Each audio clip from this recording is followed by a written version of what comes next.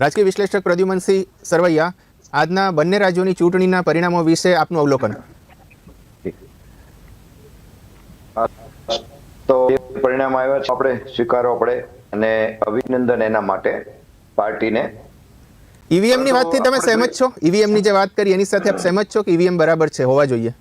જો ઈવીએમ બાબત જો કાંઈ શંકા હોય સૌથી પહેલા તો પછી વિરોધ પક્ષે એનું ટેકનિકલ એનું સંશોધન કરવું જોઈએ. એનો ફોલ્ટ જે કાંઈ હોય દેખાવ ગમે તેમ કરીને શોધી કાઢવો જોઈએ. ઓકે, એક બાજુ આપણે અમેરિકામાં જઈને આટલી દેશ વિરોધી વાત કરીએ છીએ તો ટેકનોલોજી કે બધું તો અમેરિકામાં બહુ ઊંચું છે, તો ઈવીએમ નું જો કાંઈ એમાંથી ફોલ્ટ હોય તો ત્યાંથી અહીંયા દેશમાંથી નહીં તો અમેરિકામાંથી પણ કંઈક એનો રસ્તો કાઢીને લાવવો જોઈએ. બાકી એમને આપણે વાત કરવી ઉચિત નથી, કેમ કે સુપ્રીમ કોર્ટે પણ જે તે સમયે આમંત્રિત કર્યા હતા કે તમે ઈવીએમ નો જે કઈ તમને ફોલ્ટ હોય સામે આવીને ટ્રાયલ લ્યો. એટલે ઈવીએમ નું હજી એટલું હવે કેવું ઉચિત નથી, વારંવાર કહીએ છીએ. છતાંય બેલેટ પેપર બાબત આપણે સરકાર આગળ વિચારતી નથી.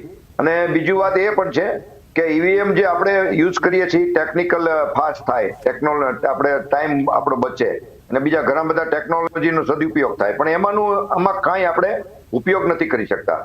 વન નેશન વન ઇલેક્શનની વાત છે, છતાં ઈવીએમ આ બધું આપણી પાસે ટેકનોલોજી છે, ફાસ્ટ એનું વોટિંગ આપણે એને ટકાવારી નથી મળતી. એના જે ગેપ છે સંસદમાં આપણે ચૂંટણીમાં જોયું 5 કરોડ વોટનો ટોટલ દેશનો ગેપ હતો.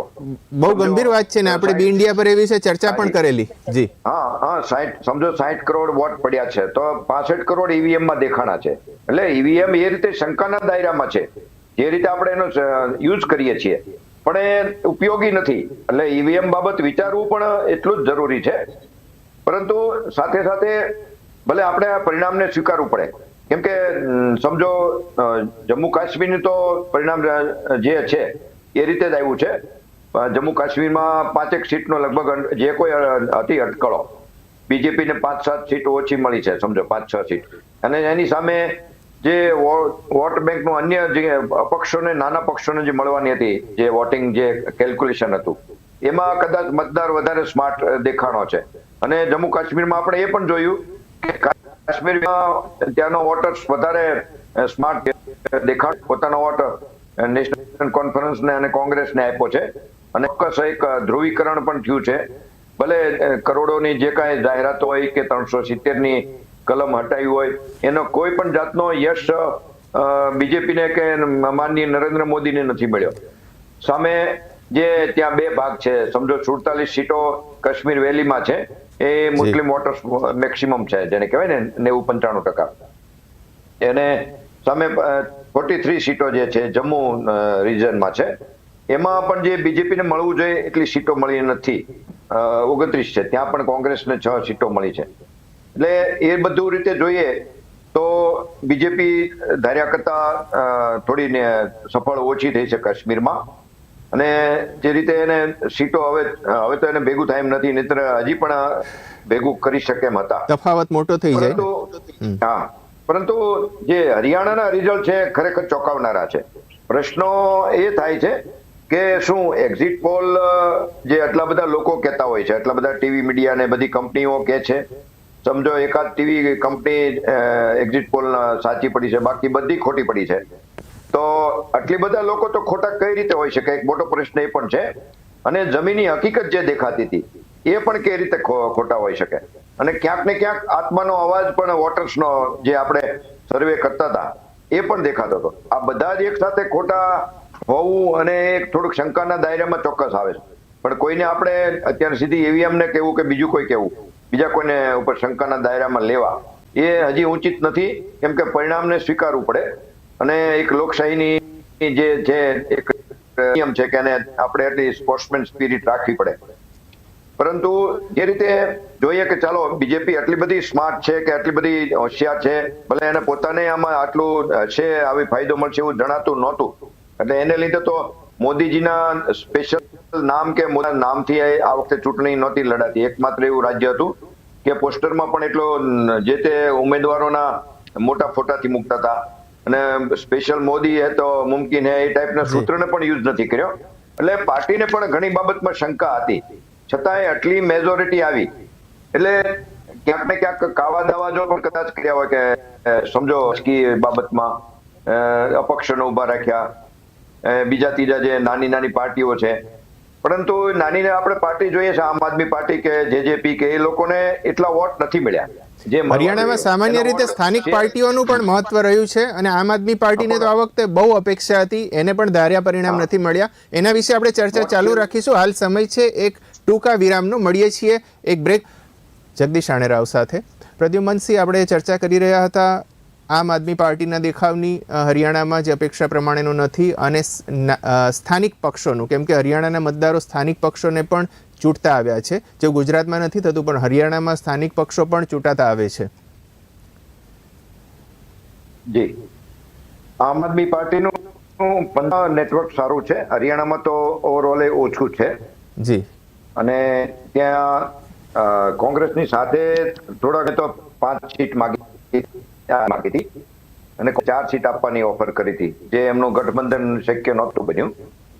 છતાંય આમ આદમીને તો રેસમાં નહોતા આપણે ગણતા, કદાચ બીજા અન્ય પક્ષો જે છે બીએસપી ને જે અને જે જેજેપી ને એ બધાનો જે થોડો ઘણો વોટ શેર કાપે એવી વાત હતી, પરંતુ એટલું બધું તો જોર બીજા અન્ય પક્ષોનું નહોતું જ. મેઇન કોંગ્રેસ અને બીજેપી ડાયરેક્ટ તે ફાઇટમાં હતી અને જોઈએ તો એ રીતે બંને ફાઇટમાં રહી છે. અને આપણે પાકા આંકડા આવશે એટલે ખ્યાલ આવશે કે અન્ય પક્ષોને તો એટલા વોટ નથી મળ્યા. કદાચ વોટર સ્માર્ટ દેખાણો છે કે એને પોતાનો વોટ બીજેપીને જ આપ્યો છે. જે બીજેપીના જે 36% વોટર્સ ગયા વખતે હતા એ વોટર્સ તો એ જ રહ્યા છે. જે બીજા અન્ય જેજેપીના જે ગયા ચૂંટણીમાં 15% વોટ જે 10 સીટ મળી હતી જેજેપીને, એ વોટ ઓછા થઈને કોંગ્રેસ બાજુ જશે એવી જે વાત હતી એ નથી મળ્યા અને બીજેપી બાજુ ગયા હોય એવું અત્યારે જે ફલિત થાય છે. અને આપણે જોઈએ છીએ કે એક બાજુ કોંગ્રેસમાં જાટ નેતા હતા અને દલિતોનો સપોર્ટ દેખાતો હતો સમૂહનો વધારે, તો જાટ વિસ્તારોમાં પણ બીજેપી પેરેલલ ચાલી છે, દલિતોમાં પણ ચાલી છે. એટલે એ બધી વાત કદાચ કોંગ્રેસને તો સેટ નહીં થાય, ડાયજેસ્ટ નહીં થાય, પણ ઘણા જે ન્યૂઝના જે ટીવી મીડિયાઓને છે એને પણ નહીં થાય, જેમને જમીની જોયું છે, જમીની સર્વે કર્યો છે, જે એક્ઝિટ પોલે જે બધી જે પ્રજાની વચ્ચે જઈને જે વાત જાણી છે, એમાં જે અત્યારે પરિણામમાં બંનેમાં ફેરફાર છે, ખરેખર બધી અલગ રીતે વિચારવા મજબૂર કરે છે. એ તો અંતે લોકશાહીમાં જે મીડિયા જે ચોથો સ્તંભ છે, તો એનો રોલ તો સમજો કે કાંઈ નગણ્ય ગણાય, કે એની અટકળ પણ સાચી ન પડે, વારંવાર ન પડે, એટલે વધારે વિચારવા જેવું. આના પેલા 2024માં પણ ખોટો પડ્યો હતો. એટલે ક્યાંક ને ક્યાંક એક સાથે 50 માણસોનો સમૂહ ખોટો ન હોય, કદાચ 2 માણસોની કોઈ સ્માર્ટનેસ વધારે કામ કરી ગઈ હોય એવું પણ માનીએ. ભલે આપણે જોઈએ છીએ કે બીજેપીએ હરિયાણામાં ઘણા કામો કર્યા હતા, ભરતીઓ જે વગર ભ્રષ્ટાચાર વગરની ભરતીઓ કરી હતી, વિકાસના અમુક ચોક્કસ કામો કર્યા હતા. અને એની સામે પણ બીજા જે ફાઇટ હતી જાટ, કિસાન ને પહેલવાન ને જે નોજવાનની, અગ્નિવીરની, એ બધી એની સામે ચેલેન્જ પણ ઘણા હતા. એટલે શંકાના દાયરામાં ચોક્કસ થાય છે. અને જો બીજેપી આટલી બધી જો સ્માર્ટ હોય કે સીટો મેળવી પોતે કોન્ફિડન્ટ હતો, ભલે મીડિયામાં જે કાંઈ હતું, અને આટલી બધી જેને કહેવાય ને કે એનામાં સોલ્વ કરવાની એવી બધી સ્પેશિયાલિટી છે, તો પછી આપણે ઘણા એવા પ્રશ્નો છે મણિપુર ને કાશ્મીરના, એ હજી સોલ્વ નથી થતા. અને બીજી બાજુ એક વાતાવરણ એવી જોઈએ છે કે મોંઘવારી છે, ભ્રષ્ટાચાર છે, બેરોજગારી છે, અને આપણે કહીએ કે ઓબીસી સમૂહ એક સાથે છે, એને લીધે જીતી. તો હિન્દુત્વ તો ઓલરેડી બીજેપી એમાં એને તો હિન્દુત્વ વિખેરી નાખ્યું છે, જેને કહેવાય ને આર્ટિફિશિયલ હિન્દુત્વ છે, એ ઘણા હિન્દુઓને ખબર પણ છે. છતાંય જો આટલી સીટો આવી એટલે ખરેખર ડાયજેસ્ટ નહીં થાય. ભલે લોકશાહીમાં સ્વીકારવું ઉચિત છે, સ્વીકારવું જ પડે, પણ વિચારવા પણ ચોક્કસ મજબૂર કરે. હાજી, પક્ષ છે એ બિન જાટ મતોને એકત્રિત કરી રહ્યો છે, તો શું ખરેખર એવું કરવામાં ભારતીય જનતા પક્ષ સફળ થયો છે કે પછી એવો કોઈ મુદ્દો જ નહોતો? જી ચોક્કસ અત્યારે તો સફળ તો એવું દેખાય છે કેમ કે 50% વોટર્સ જે હતા ઓબીસી અને જે બધા નાની મોટી જ્ઞાતિ સમૂહ છે એ હતા, અને બાકીના જે 50% કહેવાય આપણે 24% જાટ સમુદાય છે ને 21% દલિત સમુદાય અને 3% જેવા મુસ્લિમ, એમ કરીને 50%નો એક જે સમૂહ ઓછા જાતિ સમૂહ, અને એની સામે અન્ય મોટો અનેક જાતિઓ જેને કહેવાય કે એમાં જોઈએ તો 36 જાતિઓ તો ઓબીસીમાં એવી છે કે એમને નેતૃત્વ પણ મળ્યું નથી, એટલે એ ઓબીસીની તો 100 થી વધારાની જાતિઓ સમૂહ છે. બાકી બ્રાહ્મણો છે, સૈની છે, એ રીતે મોટો સમૂહ જે 50% એક બાજુ હતો. એટલે ચોક્કસ કહી શકીએ કે આ 50% જે કોંગ્રેસના વોટ છે એમાં વહેંચણી થઈ હોય, ક્યાંક ને ક્યાંક અન્ય નાના પક્ષો એમાં જે છે ભાગ પડાયો હોય, અને બીજેપીના જે પરંપરાગત વોટ છે જે ગયા વખતે 36% મળ્યા હતા એમાં તો એ કન્ટિન્યુ રહ્યા હોય ને પ્લસ એમાં વધારો થયો હોય, એ આપણે હવે ચોક્કસ આપણે કહી શકીએ.